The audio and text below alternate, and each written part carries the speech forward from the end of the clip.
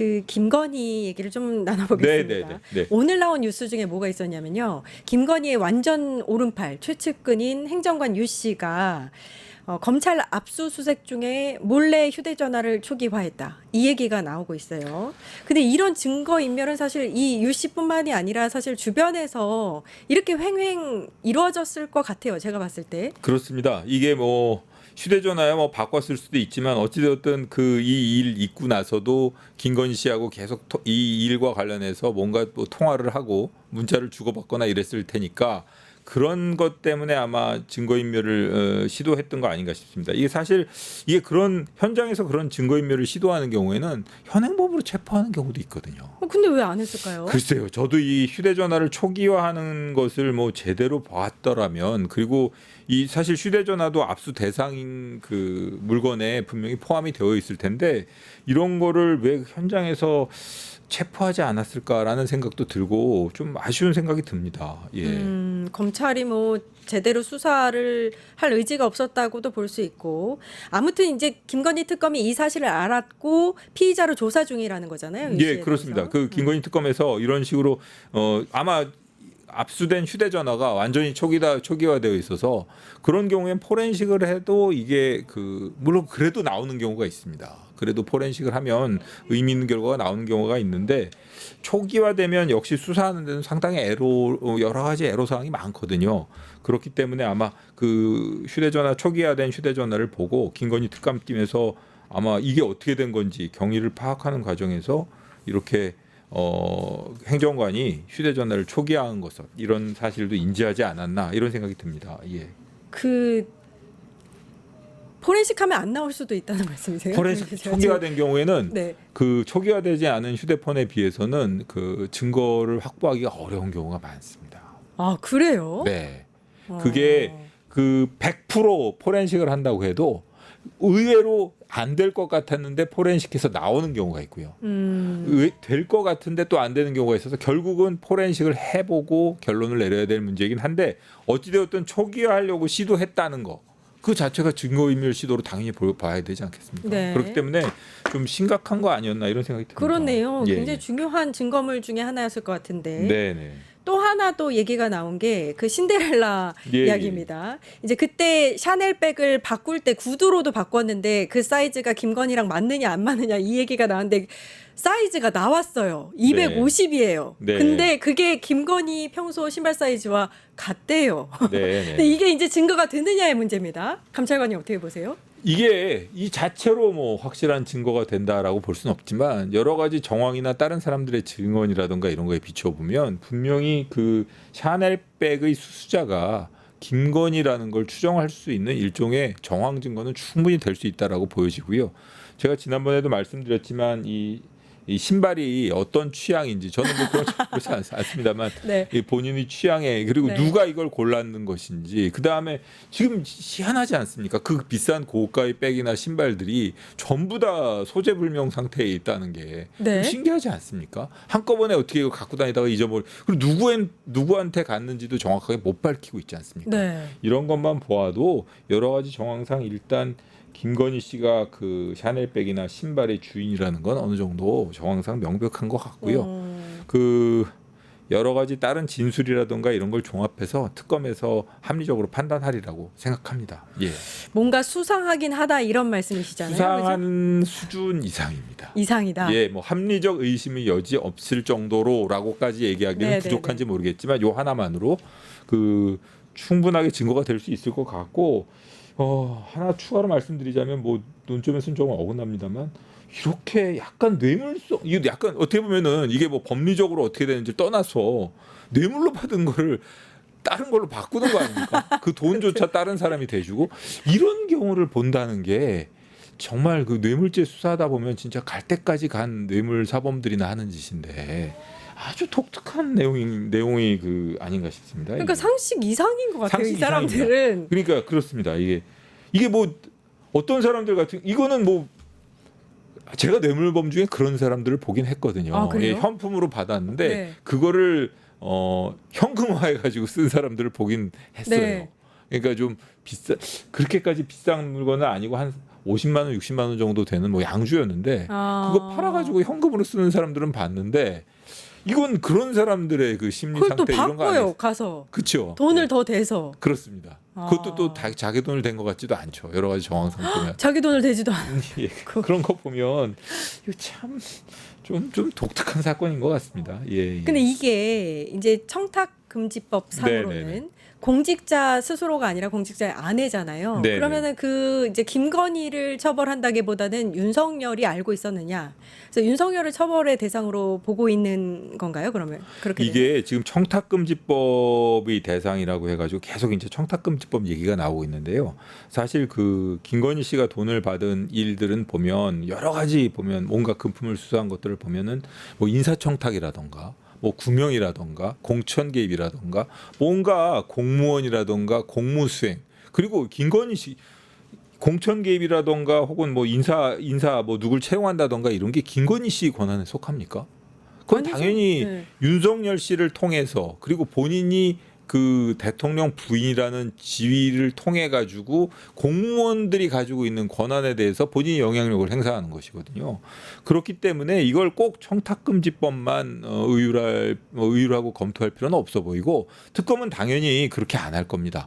아까 그 이창수 검사장 뭐 저 얘기했던 그런 수사팀과는 다르게 변호사법 위반이라던가 다른 여러 가지 가능한 법률 사실 이거는 어떤 식으로든 비난받아야 되고 그 비난 이 잘못된 행동에 대해서 책임을 추궁해야 될 사건이 틀림없거든요. 그러니까요. 예, 그렇기 때문에 이 청탁금지법에 따르면 공직자 배우자가 직무에 관해서 뭐 이 금품을 수수하더라도 일단 처벌 규정이 없습니다. 그건 맞습니다. 근데 그 윤석열 씨가 알았더라면 그거를 신고는 해야 되거든요. 근데 윤석열 씨가 알았다는 걸 이제 알았다면 당연히 청탁금지법상 뭐 3년 이하의 징역 또는 뭐 벌금 이렇게 처벌받게 돼 있는데 뭐 그런 청탁금지법이 아니더라도 변호사법 위반이라던가 변호사법 위반이라고 제가 말씀드렸는데 공무원이 취급하는 사무에 관해서 청탁한다는 명목으로 누군가가 금품을 받으면 그때는 배우자인지 뭔지 이런 거 관계없이 처벌할 수 있게 되어 있고 전액 추징할 수 있게 되어 있습니다. 일종의 개인, 그러니까 사인의 일반적인 그 공무원이 아닌 사람의 뇌물죄라고 할 수 있는 죄인데 그런 거로도 의율을 적극적으로 한번 검토를 해봐야 될 것 같습니다. 근데 예. 이 청탁금지법 자체도 좀 문제가 있는 게 네. 사실 제가 고위 공직자예요. 네, 근데 네. 잘 보이고 싶은데 나한테 주면 걸리니까 네.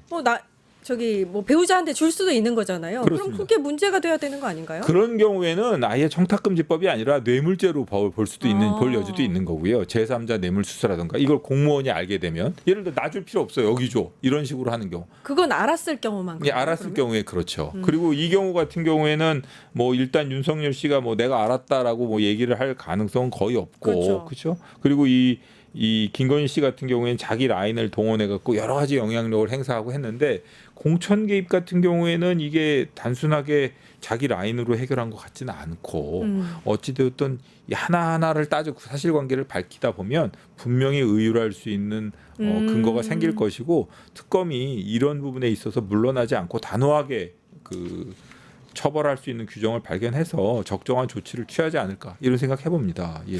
저는 감찰관님 얘기 듣다 보니까 그 네. 샤넬백을 바꿀 때 그 추가로 든 돈이 본인 돈은 아니었을 거다 100%거든요. 그거. 네네네. 그럼 그 부분을 좀 파도 좋을 것 같다는 생각이 드네요. 그게 지금 이제 저 보면은 그때 당시에 추가 돈을 낸 것이 그 인테리어 업체 관련. 저 지금 그 얘기 하려고 했어요. 네네네네. 그러니까요. 이 인테리어 업체 대표 부부 중에서 뭐 아내 되는 사람이 가서 바꿨다 이 얘기도 나오고. 그렇습니다. 그렇습니다. 이게 그 어떻게 보면은 이전부터도 계속 그 김건희 씨 관련 공사를 해온 뭐 21g인가 무슨 그램 뭐 이런 업체라고 하는데 그 부인이 지금 그 추가금을 카드로 결제했다라는 게 이제 밝혀졌다고 하네요.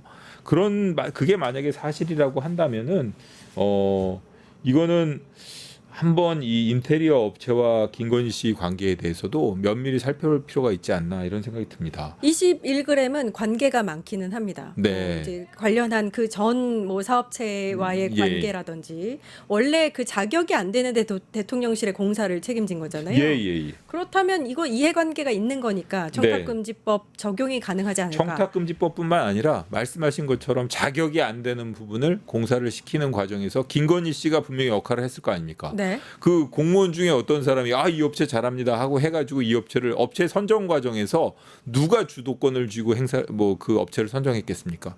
김건희죠. 예. 그런 부분도 당연히 어떻게 보면은 공무원에게 영향을 미친 것이고, 그런 영향을 미치는 것에 대한 대가로 대신 카드로 차액을 결제한 것이라면 이거 역시 변호사법 위반으로 의유를 할 수 있습니다. 한번 의유를 검토를 해봐야 되고요. 네. 어떤 식으로든 그게 뭐 선정 과정에서 자격이 안 되는 걸 했다라면 뭐 직권 여러 가지 그 도급과 관련된 이런 그 공사 수주와 공사 하청이라든가 혹은 공사 그 계약과 관련된 관련 규정 위반이라든가 이런 걸 일체를 다 검토해야 될 필요성이 있어 보입니다. 그 대통령실에서 계속해서 부인했던 그 골프장 관련해서 골프 연습장 그게 이제 사실로 드러났잖아요. 네, 여러 네, 뭐 증언들이 나오고 있는데 네. 그 부분은 어떻게 보세요?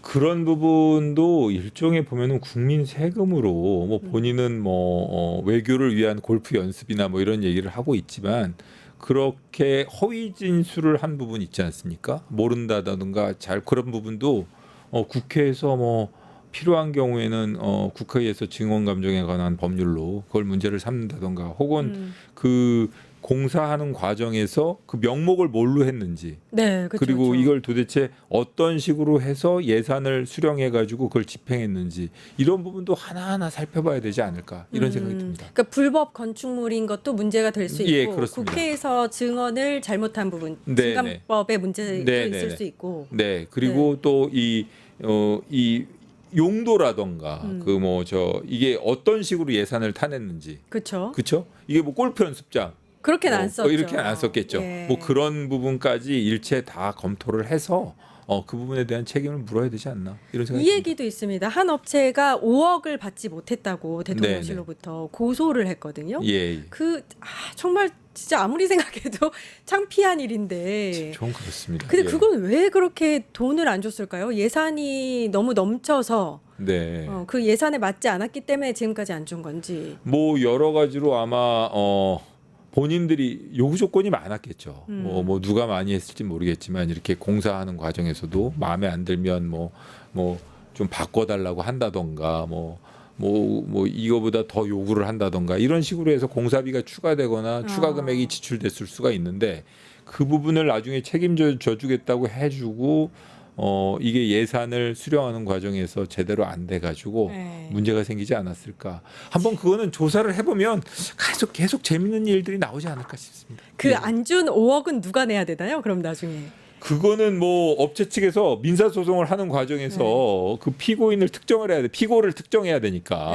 그 피고를 특정할 때 보면 뭐 그 업체 측에서는 뭐 국가를 상대로 할 수도 있을 것이고 국가에서는 나중에 보면 이건 우리 문제가 아니라 뭐 김건희 씨가 내야 된다. 뭐 이렇게 얘기할 수도 있을 것이고 여러 가지가 가능하지 않을까. 우리가 내면 안 되죠. 댓글에서 개수영장 얘기도 있습니다. 개수영장. 네, 그렇죠. 그 한남동 사저에 그 우리 민주당 국회의원들이 가서 이제 식사를 하는 과정에서 대통령과 개수영장으로 봤습니다. 사진에서 유추되는 공간이 있었다고 하는데 그거 보셨어요? 예. 개수영도 지금 사진으로도 나가고 있어요. 네네. 개수영이 충분히 가능한. 본인들은 아니라고 한다 그러는데 아니 저게 왜냐하면 이렇게 예쁘게 보이려고 그 공원처럼 이렇게 꾸민 그 수준이 아니에요. 저는 하나도 예뻐 보이지 않고 뭔가 목적이 있는데 사람이 저기서 이제 목욕을 할 수는 없는 거고. 저거는 한번 조사를 해보면 저 분명히 저기서 무슨 어떤 용도로 썼는지에 대해서는 그 진술이 나오지 않겠습니까? 그런 거 보면 그러니까 저런 것도 어떻게 보면은 필요한 경우라면 아주 엄정하게 한다 그러면 저런 그 잘못된 예산 지출에 대해서는 누군가 책임을 지긴 져야 될 겁니다. 윤석열, 김건희 부부가 책임을 져야 될 것 같습니다. 네, 류혁의 내부 보고서 여기까지 하겠습니다. 류혁 전 법무부 감찰관님과 함께했습니다. 감사합니다. 네, 고맙습니다. 네, 곧바로 일타 정치로 찾아뵙겠습니다. 유튜브 구독하고 실시간 채팅과 댓글을 남기시면 매일매일 실천 TTCO를 드립니다. 참여 방법은 통통물 어플을 다운로드하고 회원가입과 로그인을 해주세요. 마이페이지에서 나의 회원 고유 번호를 복사해주세요. 유튜브 구독 후 실시간 채팅이나 댓글창에 고유 번호를 한 번만 입력하면 준비 끝! 지금 유튜브 채팅과 댓글 쓰기 참여하고 실천 TTCO 받아가세요.